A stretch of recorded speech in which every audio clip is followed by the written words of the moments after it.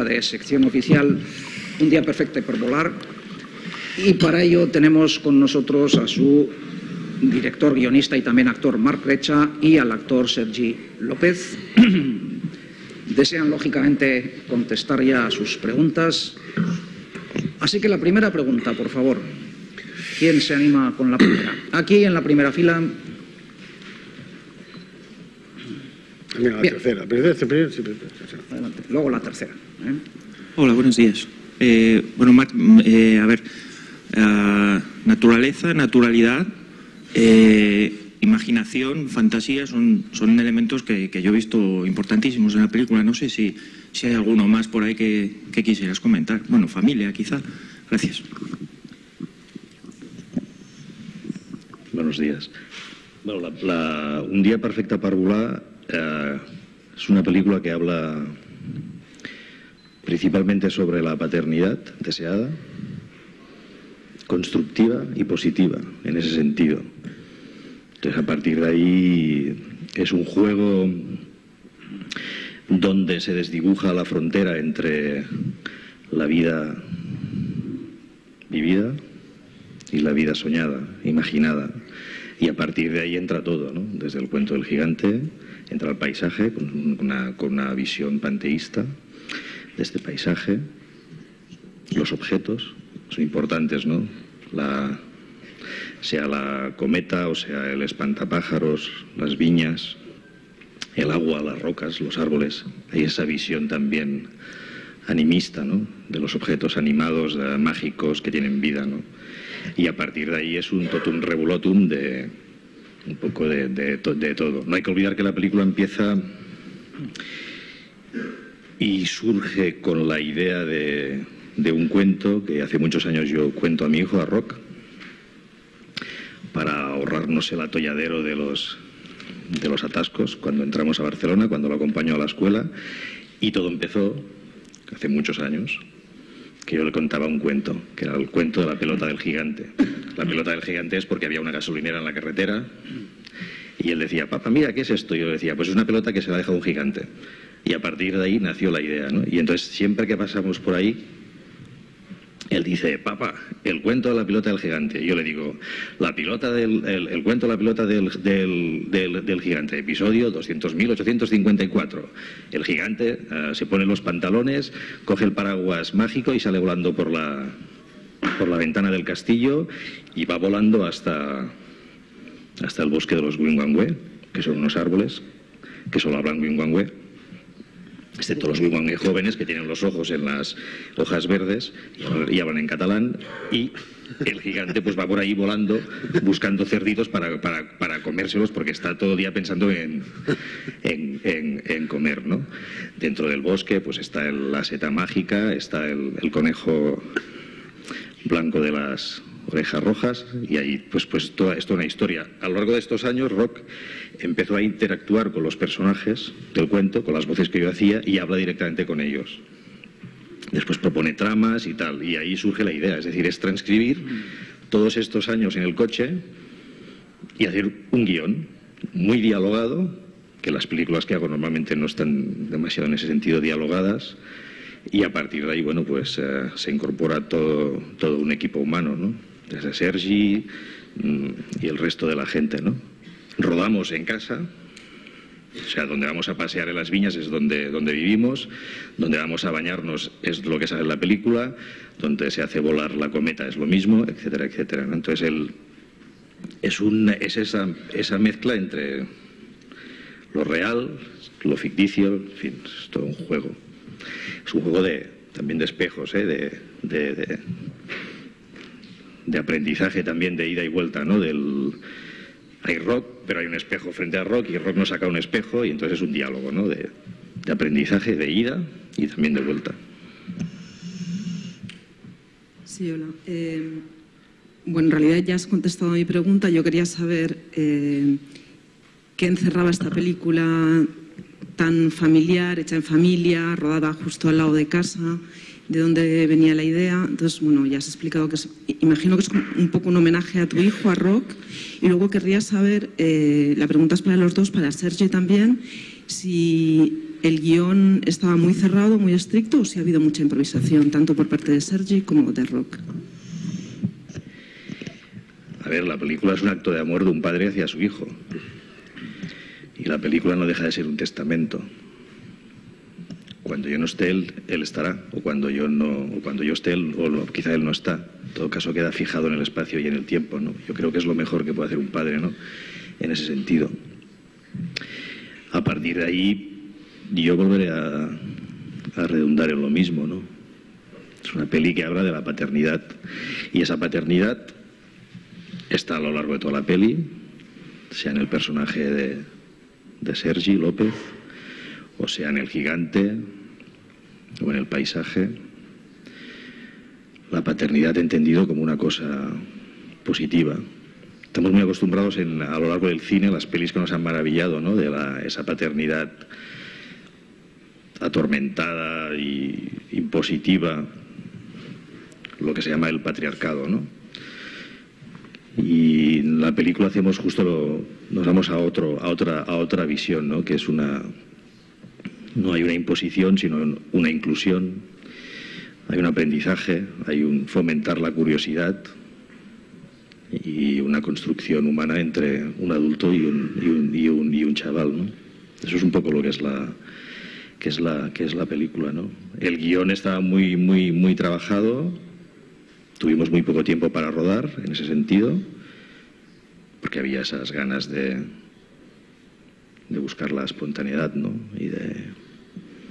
Y que todos los personajes destilaran pues una cierta autenticidad y frescura, ¿no? En ese sentido.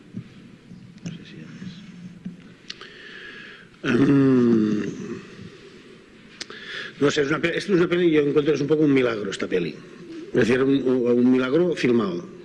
O sea, es verdad que la base es de una relación, bueno, de un padre con un hijo, una relación con un amigo, que con Roc también nos conocemos hace tiempo, y que al final decide Marc rodar en lo que son sitios familiares para Roc, para el chaval, ¿no? Y digamos que está todo puesto en bandeja para que ocurra algo, pero luego puede aparecer la Virgen o no. Y yo tuve la sensación que en los pocos días que rodamos, vamos, el milagro era por la mañana y por la tarde. Es decir, ver cómo un niño delante de tus ojos sabe que está rodando, sabe que es una película y sin embargo tiene la capacidad que hemos perdido los adultos de maravillarse así en un segundo y ponerse a volar. Esto es una cosa, o sea, una joya del ser humano. O sea, que esto esté rodado en una película, que esto es un testimonio ya no solo para su hijo, sino, en fin, para todos los hijos del mundo, ¿no? Que somos todos. No sé, para mí es un pequeño milagro. Estaba muy escrito, es decir, estaba todo puesto para aprovechar la complicidad que ya existía entre Roc y mi persona. Pero claro, es un cuento que Roc se lo conoce de memoria. Entonces, cuando yo le cuento el cuento, pues él, en fin, me va corrigiendo y va entrando dentro. Y esto encuentro que es lo que tiene de muy potente, que es que un día nosotros, cuando nos contaron el cuento de Caperucita Roja, nos lo creímos. Y esto es brutal, ¿no? La fuerza de la ficción, de la fábula, la fuerza de lo intangible, de la imaginación. Esto es una brutalidad. Y bueno, la naturalidad, esto no sé, Roc en este sentido nos ayuda mucho, ¿sabes? Actuar con Roc, pues claro, no puedes estar pendiente de más que de él, lo cual te obliga a estar presente, y si en principio estamos presentes, la naturalidad pues aparece, ¿no? Bueno, primero a Sergi, los que te seguimos, la verdad que estamos de enhorabuena, ¿no? Porque esta vez en este festival ya te hemos visto varios trabajos. Realmente la pregunta es que, como has dicho, es un milagro. Así que lo que es el rodaje ha sido fácil, ¿no? Con Roc. Sí.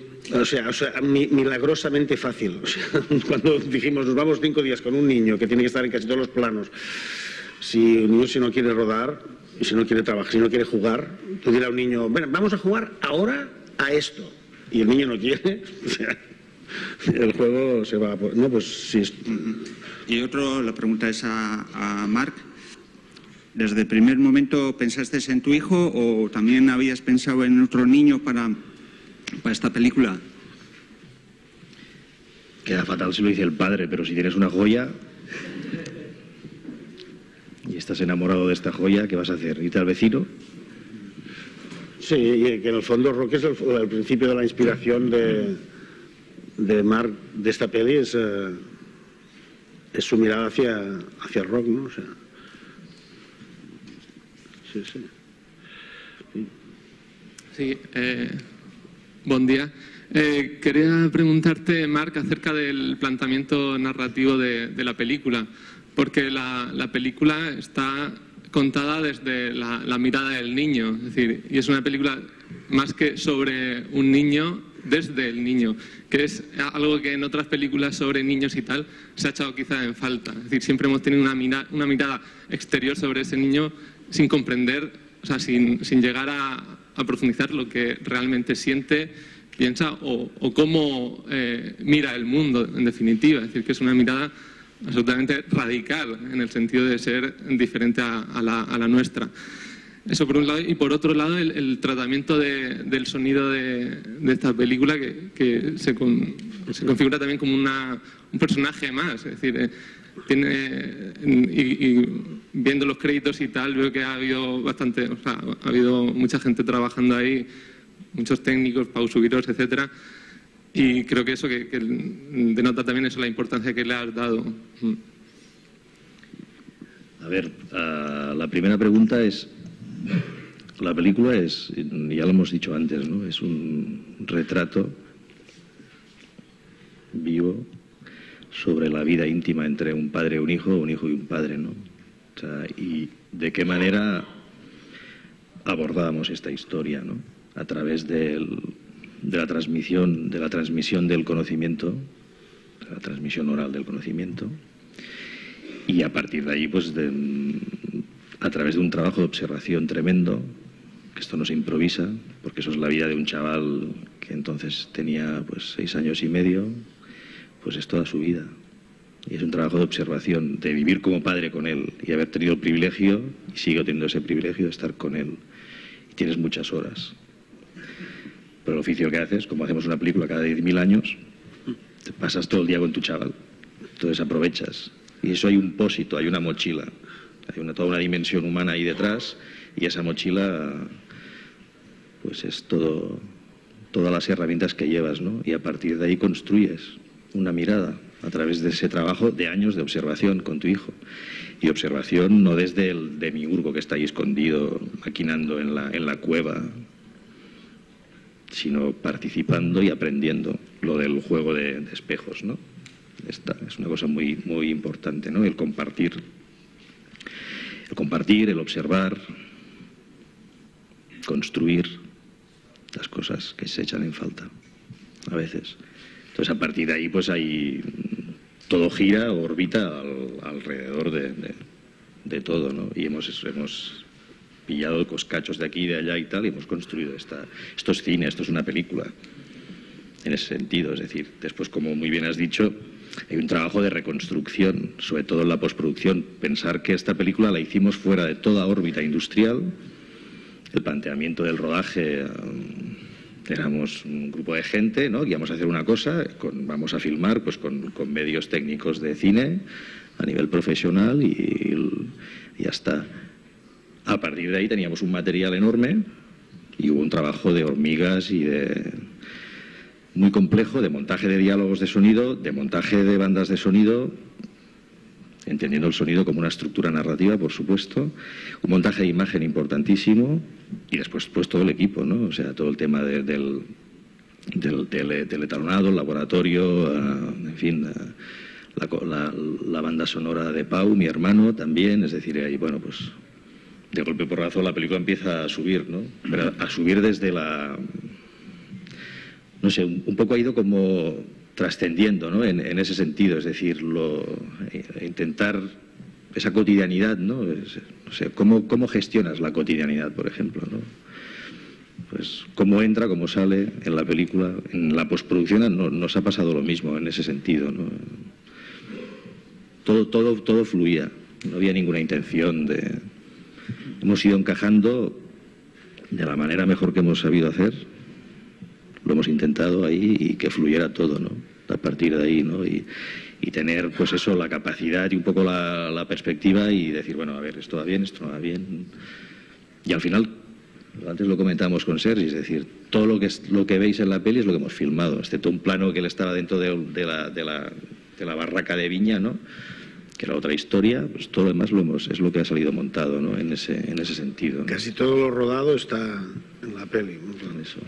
Es curioso. Creo que había una pregunta por allí. Sí. Sí, una pregunta para Marc. ¿Por qué introduces ese halo de cine fantástico que empezamos a adivinar en la peli y luego tiene ese componente trágico, ¿no? Por ese carácter que has dicho antes de testamento que quieres que sea? Si la peli habla de la paternidad, en ese sentido, el padre es omnipresente en la película. Y el padre entendido positivamente, no como una imposición, sino como una protección.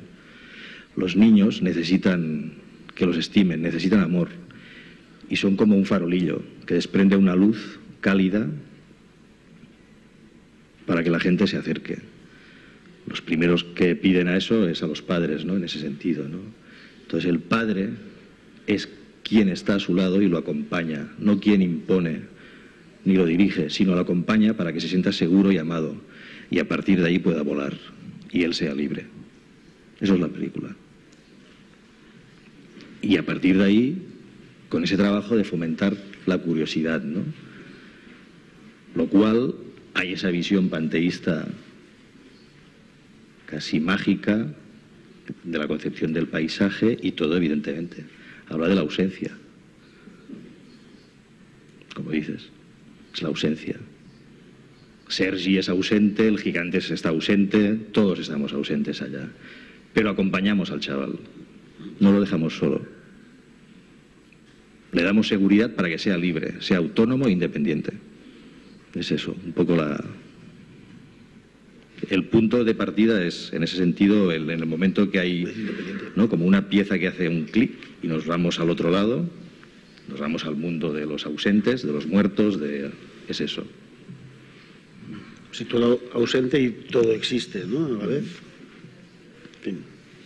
Sí, a la vez el personaje de Sergi es el amigo invisible, ¿no? Que mucha gente ha tenido de pequeñito, pero a la vez es el amigo entrañable que abrazarías durante horas.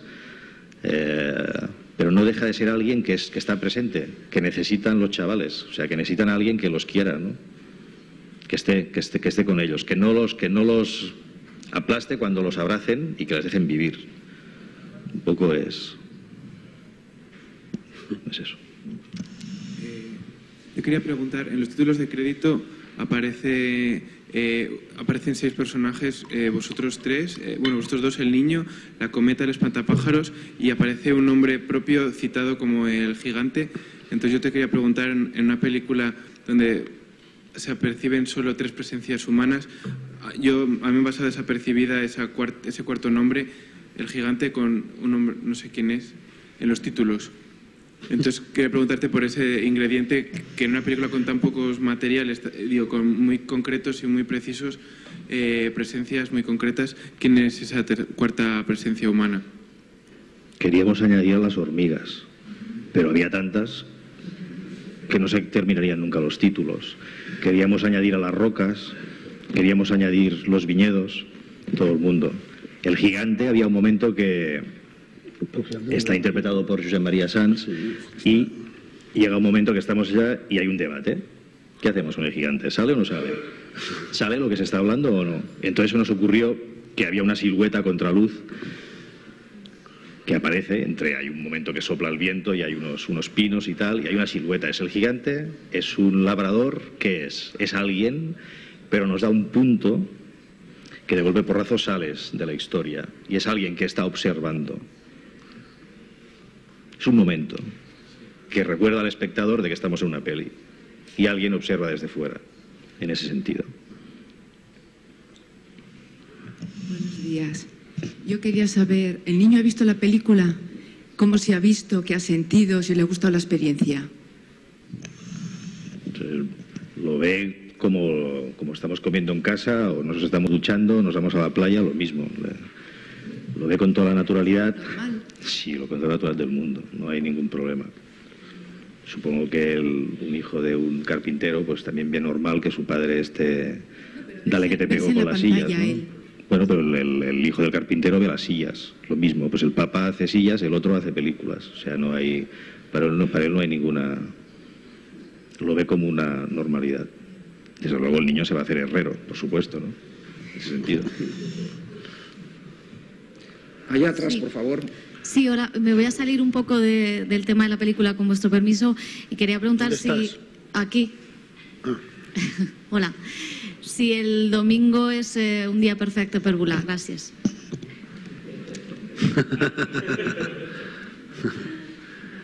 Todos los domingos son perfectos para volar, hasta los lunes. Libertad.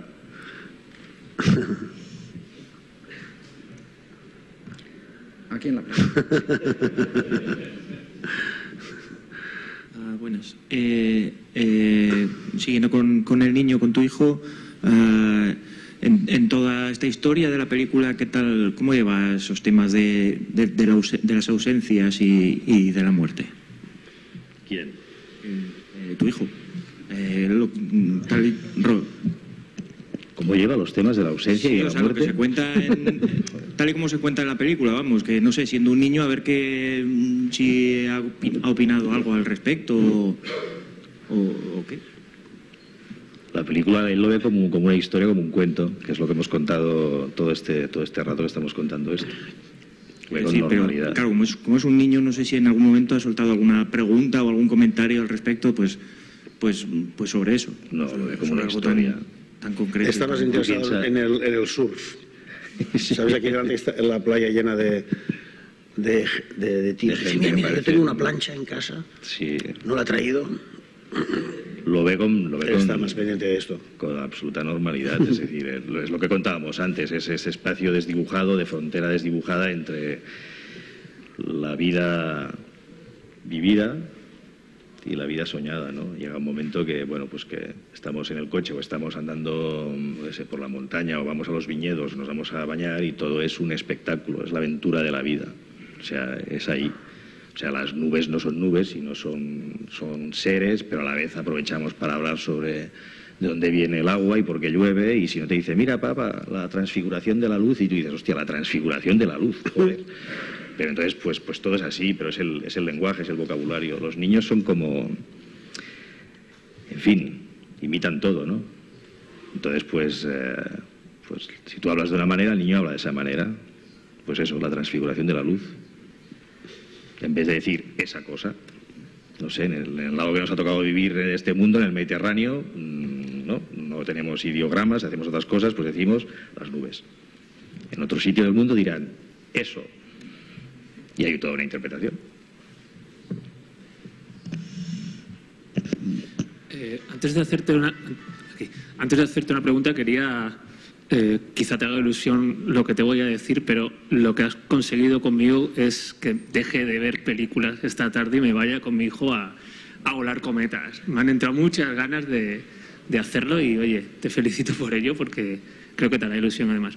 Quería preguntarte por el tono de la película porque me parece muy difícil hablar de los hijos, sobre todo cuando son niños, sin caer en la sensiblería y en lo cursi. Es muy frecuente en literatura, en cine, en canciones, en cualquier medio artístico, hablar de los hijos y no ponerse dulzón, ¿no?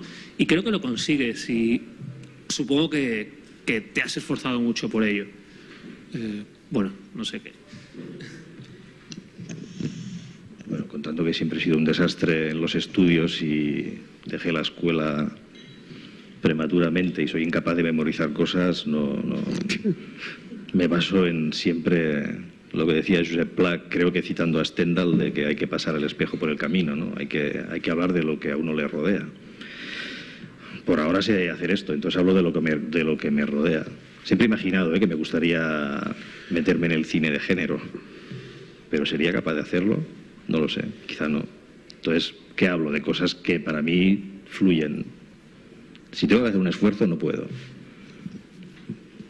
Entonces no sé, supongo que las películas que he hecho a lo largo de los años no he hecho lo que quería, sino lo que podía y lo que me han dejado hacer en ese sentido, ¿no? Y quizá alguna de ellas, si ha salido bien, pues es por eso, quizá, ¿no? Hay ese punto de imperfección. No hay que olvidar que en el arte la perfección ahí no existe, por mucho esfuerzo que haya, ¿no? No está. Y detrás o frente a toda belleza hay un punto de misterio. No se cuenta todo. Entonces, el cine no deja de ser eso, ¿no? Hay un punto mágico. Sobre todo el cine es un aprendizaje, ¿no? Como humanos, crecemos con el cine, con la literatura, con la pintura, no sé, hablando con la gente, ¿no? Cenando, haciendo el amor, no sé. Siempre hay, no sé, es la gestión, cómo gestionamos los sentimientos, ¿no? Es ese engranaje. Esa es la gran aventura de la vida. Y todo eso es una contradicción. Pues como seres humanos somos contradictorios, eso es maravilloso, ¿no? Y si nos ponemos por el medio, por ahí, ¿no? Es decir, cómo gestionamos los espacios de cotidianidad, es decir, cómo nos enfrentamos a ese mecanismo de las emociones y de nuestras contradicciones, pues pones una cámara y hablas de ello. Yo insisto, hay un trabajo, hay una mirada. Esa mirada nace de un trabajo de muchos años de observación. Eso es el propósito de la vida. Si me planteo que voy a proponerme un reto, sí, haremos esto y tal, se pierde todo. El cine pierde toda su magia en ese aspecto. Y fíjate que yo vengo del cine y me encanta el cine desde los 8 años y empecé a rodar a los 10 años. Yo vengo del género. Todos los cortos que he hecho en la época de Super 8, de los años 80, eran todo pelis de género. Que es una peli de zombies de género, dentro del género, ¿no? Era una peli de zombies, un western, era una peli de aventuras del Indiana Jones, era una emulación de lo que yo veía en el cine y lo que a mí el cine me sorbió directamente a través del género. Pero de ahí a poder hacerlo hay que ser un artesano y un maestro. Quizá, no sé, termino en el género, no lo sé. Y si no, es una paradoja divertidísima, ¿no? Alguien que se pasa toda su vida intentando hacer género y no puede, y hace otras películas. Eso es la vida, ¿no? Y eso lo trasladas a la vida cotidiana con todas tus historias, es lo mismo. A lo mejor tú quieres ir con tu hijo a hacer volar la cometa y no puedes, pero eso te va a llevar a un sitio maravilloso con tu hijo, que es otro. Eso es lo importante. Y es ahí donde pones tu mirada y construyes una mirada personal sobre las cosas con tu hijo. Eso es el cine, o la literatura, o la pintura,